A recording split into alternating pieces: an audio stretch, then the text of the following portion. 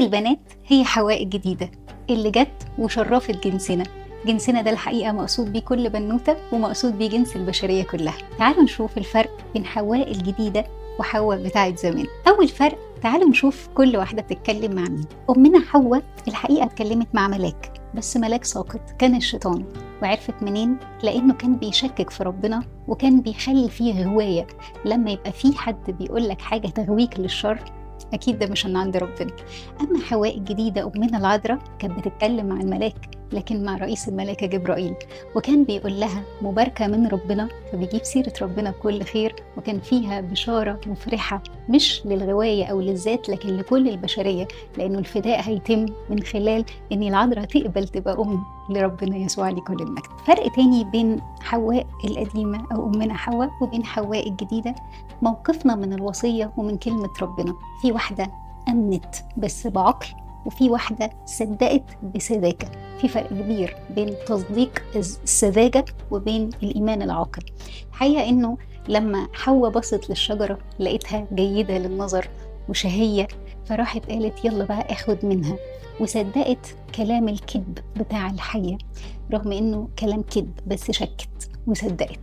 أما أمنا العذراء رغم إنه اللي بيكلمها جبرائيل الملاك، ورغم إنها إيمانها عالي جدا، إلا إنها فكرت ما عسى أن تكون هذه التحية دي مختلفة، في حاجة غريبة، فشغلت دماغها، ودي مش ضد الإيمان. وكمان لما الملاك قال لها إنك هتحبلين وتلدين، سألت ببساطة وبعقل رجيح، إزاي؟ هحبل إزاي وأنا لا أعرف رجل؟ أنا عذراء. وده يأكد بتولية العذراء. الحقيقة أمنا العذراء فضلت بتول حتى بعد الولادة، لأنه الملاك ببساطة فسر لها وقال لها الروح القدس يحل عليكي وقوة العلية تظللك وهتبقي أم ربنا. فجابت لنا مخلص البشرية دون زرع بشر، وفضلت عذراء وكملت حياتها عذراء، وعشان كده هي أمنا العذراء رغم أنها أمنا لكنها عذراء. فرق كبير بين الإيمان وبين السذاجة. فرق كمان بين حواء القديمة وحواء الجديدة، إنه بأمنا حواء دخل الموت للعالم، ودي كانت نتيجة بقى الخطية واللي حصل ده كله. أما حواء الجديدة فلجل طاعتها وقبولها للمهمة اللي وكلت إليها وتجسد منها فادي البشرية اللي أدخل الحياة وأعاد الحياة مرة أخرى للبشرية كلها. فرق كبير من حد يدخل الموت ويكون سبب في إن الموت يدخل، وحد تاني يقبل البشارة ويبقى سبب في وجود مخلص البشرية. حاجة تانية بينهم هما الاتنين، الحقيقة أمنا حواء هي أمنا كلنا، لأنه زي كده ما سماها آدم وقال عليها حواء لأنها أم كل حي، هكذا زي ما هي أمنا بالجسد، فأمنا العذراء حواء الجديدة أمنا كلنا بالروح. وبان قوي حتى الحتة دي لما ربنا يسوع قال ليوحنا هو ذا أمك، وكأنه بيقول لنا كلنا هي أمكم الجديدة. ده معناه على فكرة إن أمنا حواء هي غلطت وهي اللي كانت بداية القصة، لكن خلوا بالكم إنه لما الخلاص تم عشان من بداية خلاص آدم وحواء لغاية بقى آخر الدهور كل اللي يتوب يدخل الخلاص ويدخل السماء. فاوعوا تفتكروا إن أمنا حواء اللي هي أصل الكل البشرية، يعني احنا بنبصلها كده يعني انه مش عايزين نسمع عنها او مش بنحبها. هي ام كل حي، هي اصل كل البشرية اللي احنا فيها، لكن زي ما هي غلطت جت أمنا حواء الجديدة تصلح الصورة وتحببنا تاني في حواء. طب في كمان حاجة تانية بين الاتنين، سلطان الحية القديمة اللي هو عدو الخير. لما وقعنا في الخطية ولما حصلت المشكلة كلها، الحقيقة كان ليه سلطان على البشرية، وعشان كده في العقوبة قال أضع عداوة بين نسلك ونسل المرأة. لكن لما جت حواء الجديدة سحقت الحية تحت الصليب. والحقيقة وربنا يسوع بيسحق الحية تحت الصليب، كان مين واقف تحت الصليب؟ أمنا مريم حواء الجديدة.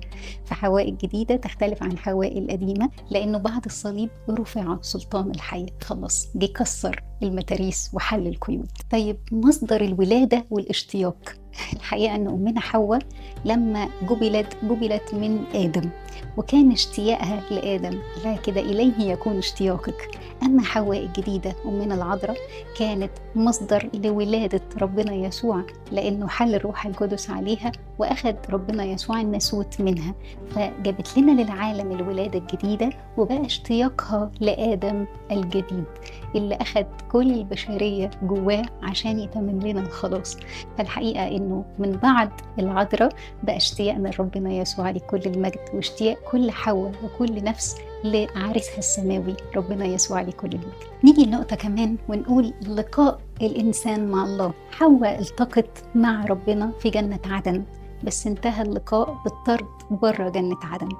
أمنا العذراء حواء الجديدة التقت مع ربنا يسوع في أرض الشقاء والتعب لأنها شافته وهي في الجسد، لكن انتهى اللقاء بملكوت السماء وبالفردوس السمائي بالراحة الأبدية. فرق كبير بين البداية والنهاية بين حواء وبين حواء الجديدة. في كمان علاقة جميلة بين الأكل والثمرة بين حواء وحواء الجديدة. حواء أغوتها الثمرة وعجبتها فأكلت من الثمرة فانفتحت عينيها وبقت عارفة الخير من الشر، والموضوع يعني ايه حصل فيه مشكلة. أما حواء الجديدة فحملت في بطنها خبز الحياة نازل من السماء، الخبز اللي احنا لغاية النهاردة بناكله كل يوم مرفوع على المذبح، واللي ياكل منه العكس يحصل، يتقدس ويعطى لغفران الخطايا وحياة أبدية لمن يتناول منه. فرق كبير بين أكلة وأكلة. نختم بفرق مهم جدا وهو اللي خلى حواء تقع وأمنا العذراء تبقى حواء الجديدة، وهو فرق الكبرياء من التواضع.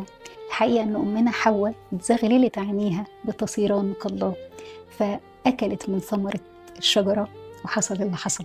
أما أمنا حواء الجديدة العذراء مريم فكانت مثال للاتضاع رغم أنها الثيوتوكوس، إلا أنها الحقيقة لما قبلت البشارة بدل ما تنتفخ وتتعالى قالت هوذا أنا أمة الرب ليكن لي كقولك. يا أمي عذراء، أما ده أنت أم المخلص، ده كل البنات كانوا نفسهم يجي منهم المخلص، جي منك أنت، يلا بقى.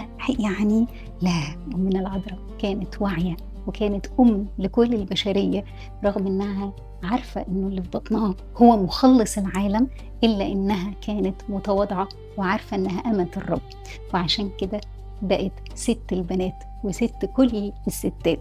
الحقيقة أمنا العذراء اللي يقعد يتأمل في حياتها وفضايلها تعلم كتير قوي ويفهم ليه هي ست البنات وليه لما اطلع الآب من السماء لم يجد من يشبهها.